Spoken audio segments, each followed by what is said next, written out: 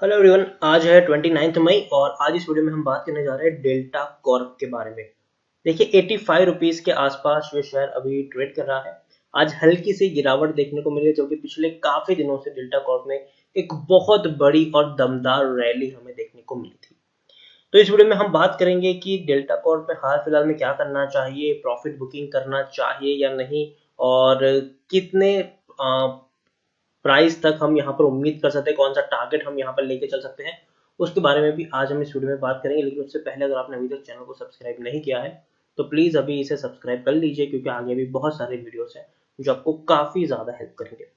तो चलिए शुरू करते हैं। तो जैसे कि आप देख सकते हैं कि 85 रुपीज़ के ऊपर अभी ये शेयर ट्रेड कर रहा है। पिछले एक महीने की हम बात करें तो एक महीने में डेल्टा कॉर्प में 24 से 25% का बढ़िया ग्रोथ है। काफी शानदार ग्रोथ हम कह सकते हैं। 66 रुपीज के ऊपर शेयर ट्रेड कर रहा था इसी महीने की 20 तारीख को। 66 रुपीज के आसपास इसी महीने की 20 तारीख को ये शेयर ट्रेड कर रहा था। लेकिन आप खुद देखिए कि 28 तारीख को ये 86 तक पहुंचा।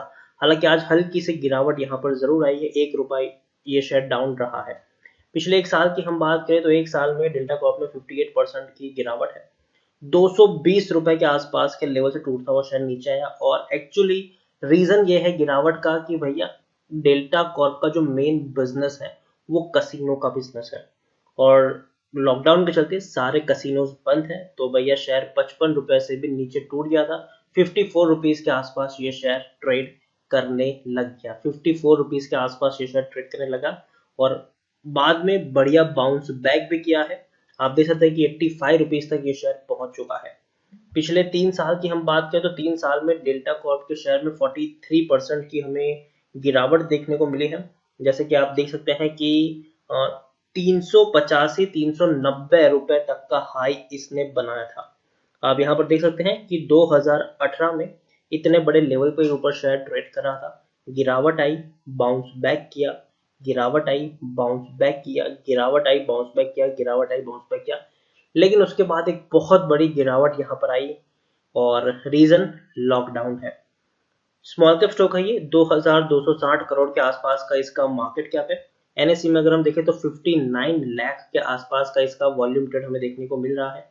अगर हम बात करें यहाँ पर शेयर होल्डिंग की तो प्रमोटर की होल्डिंग कांस्टेंट है। 32.77% की होल्डिंग प्रमोटर की है। एफआईएस ने काफी बड़ी होल्डिंग गिराई है। 19.94% की जो होल्डिंग एफआईएस के पास थी अब वो 16.07% है। लेकिन म्यूचुअल फंड ने एक बहुत बड़ी होल्डिंग इंक्रीज की है। 5.74% की जो होल्डिंग थी वो 6.95% है। हालांकि इंश्योरेंस कंपनी ने आधी से भी ज्यादा होल्डिंग यहाँ पर गिरा दी है। 0.93% की होल्डिंग 0.42% है। अब देखिए प्रमोटर यहाँ पर अदिति मोदी फैमिली है, जिनके पास 10.85% की होल्डिंग है। 11% की होल्डिंग प्रमोटर की गिरवी भी है। 5 म्यूचुअल स्कीम ने पैसा लगाया है। 49 एफआईएस भी यहाँ पर इन्वेस्टेड है। Highest public share HDFC small cap fund है, जिनके पास 6.40% की होल्डिंग है। इंडिविजुअल इन्वेस्टर होल्डिंग 28% के आसपास हमें देखने को मिल रही है। 75% का डिविडेंड भी पे करे, और इसी साल इन्होंने ये डिविडेंड पे किया, और वो भी सेकंड डिविडेंड है, इंटरिम डिविडेंड है ये 75 पैसा पर शेयर। डेल्टा कॉर्प की ये वेबसाइट है, उनका जो सबसे बड़ा बिजनेस है वो गेमिंग है, और हॉस्पिटैलिटी का भी इनका एक बहुत बड़ा बिजनेस है। गेमिंग में आपने adda52.com करके इनकी एक ऑनलाइन गेमिंग का भी प्लेटफॉर्म है। उसके साथ साथ इनकी जो फैसिलिटीज है गोवा में और सिक्किम में, और हाल फिलहाल में एक नई जगह पर भी ये लोग कामकाज कर रहे हैं। गुजरात में भी अगर हम बात करें तो काफी बड़ी फैसिलिटीज यहाँ पर आपको खुलती हुई दिखाई देगी। अगर हम बात करें कसिनोज की तो आप देखिए कि कसिनोज कितने सारे इनके कसिनोज आपको देखने को मिल जाएंगे। जिसमें अगर यहाँ पर देखिए ओवरव्यू की बात करें तो Asia's largest live offshore gaming casino with 5 operational desk, और उसके साथ साथ स्क्वायर फीट की बात करें तो covers area 40,000 square feet with gaming area and more than 24,000 square feet की बात करें तो भैया 40,000 स्क्वायर फीट का इनका एरिया है पूरा, और गेमिंग एरिया 24,000 स्क्वायर फीट से भी ज्यादा का है। उसके साथ साथ डेल्टिन जैक से लेकर कई सारी ऑनलाइन गेमिंग्स आपको यहाँ पर मिल जाएंगी। और आप देखिए जो इनके मेन ऑपरेशन है वो गोवा ऑपरेशन है, और गोवा में काफी सारे इनके कसिनोज भी, हॉस्पिटलिटीज भी है। उसके बाद उनका जो ऑपरेशन है एक और वो है सिक्किम में भी है, और दमन में एक बहुत बड़ा ऑपरेशन इनका शुरू होने वाला है, कमिंग सून यहाँ पर लिखा है। और याद रखिए तीसरी जगह पर भी यहाँ पर काफी बड़ा 60,000 स्क्वायर फीट का गेमिंग स्पेस होगा। और मोर देन 1200 गेमिंग पोजीशंस होगी। तो काफी बड़ा गेमिंग स्पोर्ट यहाँ पर ये लोग शुरू करने वाले हैं और काफी बड़ा एरिया कवर होगा। तो आप खुद समझ सकते हैं कि पहले ये गोवा और सिक्किम तक सीमित थे, लेकिन अब दमन में भी एक बहुत बड़ा इनका कसिनो शुरू होता हुआ आपको दिखाई दे सकता है। डेल्टा कॉर्प के बारे में अगर हम यहाँ पर देखें तो सिचुएशन कुछ इस तरीके से कि टेक्निकल रेटिंग अभी भी काफी अच्छी है इनकी। पी 23.19 का है, इंडस्ट्री पी 40 के आसपास है, बुक वैल्यू 70 के आसपास है, प्राइस टू बुक वैल्यू 1.20 है, ईपीएस 3.67 है, 150% का डिविडेंड है और डिलीवरी तकरीबन 100 के आसपास देखने को मिली है। According to Moneycontrol user 65% लोग यहाँ पर खरीदने की सलाह दे रहे हैं और 31% लोग बेचने की यहाँ पर सलाह दे रहे हैं।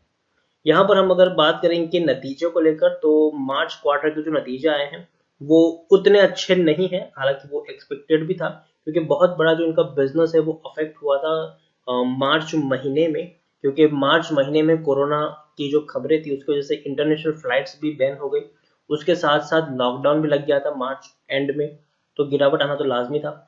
28 से 29 करोड़ का नेट प्रॉफिट हुआ है इनको मार्च क्वार्टर में। दिसंबर में 55 करोड़ था, तो डेफिनेटली पिछले क्वार्टर से कंपेयर करेंगे तो भी कम है और पिछले साल से कंपेयर करेंगे तो भी कम है। अब पिछले साल 56 करोड़ का था और पिछले क्वार्टर में 55 करोड़ था, तो काफी ज्यादा कम यहाँ पर इस बार आया है। गिरावट जरूर देखने को मिली, 28 करोड़ का ही हुआ है यहाँ पर, लेकिन वो एक्सपेक्टेड भी था और जून में तो और ज्यादा गिरावट आ सकती है इनके प्रॉफिट में, क्योंकि पूरा अप्रैल लॉकडाउन था, पूरा मई महीना भी लॉकडाउन था, क्योंकि भैया कसिनो तो ओपन नहीं हुए हैं। एक इनका ऑनलाइन गेमिंग का जो अड्डा 52 है वो चल रहा है, लेकिन वहां से उतना बड़ा रेवेन्यू नहीं आता है इनका। तो इनका जो मेन रेवेन्यू सिस्टम है वो गेमिंग और कसिनो से आता है, हॉस्पिटैलिटी इनके बिजनेस से आता है और ऑनलाइन गेमिंग से उतना बड़ा रेवेन्यू नहीं है अभी भी इनका।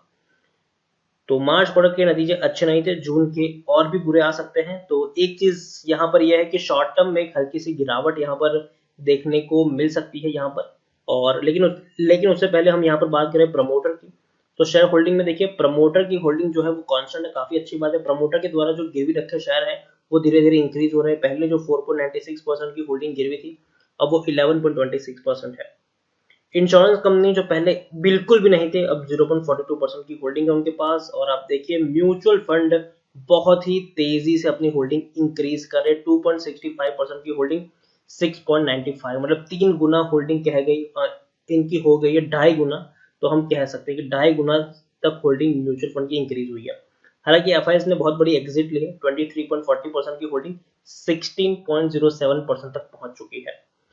तो ओवरऑल मैं यही कहूंगा कि डेल्टा कॉर्प अगर आप लॉन्ग टर्म के पर्सपेक्टिव से देखें, अगर आप यहाँ पर ये मान के चल रहे कि आपको कम से कम 2 साल तो नियोजित रहना ही है, एक 1.5 साल अगर आपको नियोजित रहना है ये मान के चल रहे हैं, तो जरूर शेयर आपको आने वाले दिनों में 130 140 रुपए से भी ऊपर ट्रेड करता हुआ दिख जाएगा।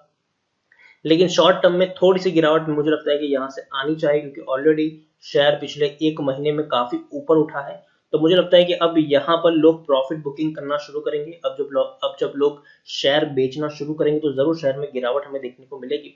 तो मुझे लगता है कि यहाँ पर प्रॉफिट बुकिंग जरूर होगी। तो इसी के चलते शेयर आने वाले दिनों में शायद 80 रुपए के आसपास पहुंच सकता है और 80 रुपए का जो लेवल है वो आपके लिए काफी बेहतर होगा खरीदारी करने के लिए।